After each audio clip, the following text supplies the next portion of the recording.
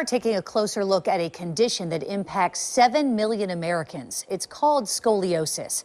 It's when the spine starts to curve as a child grows, as you can see in this x-ray.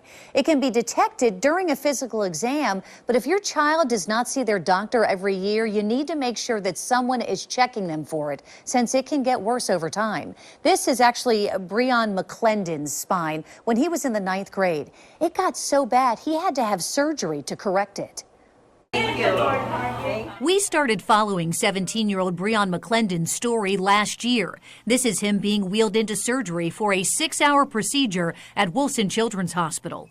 This is what his spine looked like then, worrying his mother. His back kind of shifted a little bit more, and it was like a hump kind of in the back, and I knew it wasn't right. Antoinette Brazier says that her son had been diagnosed with scoliosis a few years earlier, and they were watching it, but says it got worse when he was in the 9th grade. He's a marathon runner, and she didn't want scoliosis to slow him down as he grew. Seeing how the spine curved, seeing how his organs had moved, I knew eventually if I didn't get the surgery, his future wouldn't be bright, like he would be in pain, and I didn't want that for him. Brazier turned to pediatric orthopedic surgeon Dr. Kevin Neal for help. He has a large prominence on the left side of his back where the left ribs stick up. Dr. Neal says this was the only way to fix it. Those are rods implanted in his back. We move the muscles out of the way, and we contour rods to make the spine straight, and we attach them to the back of the spine and basically pull the curved spine to the straight rods. When I woke up, I was wondering, where am I? Is the surgery done? Breon doesn't remember much of the surgery. He spent 3 days in the hospital and another 3 months just walking with his mom. Are they ever limited in what they can do when it comes to activity as a result of having the surgery? A little bit, but not as much as people think. There are a couple of activities that patients just physically won't be able to do with the rods in their back. So full back bends or back flips is difficult.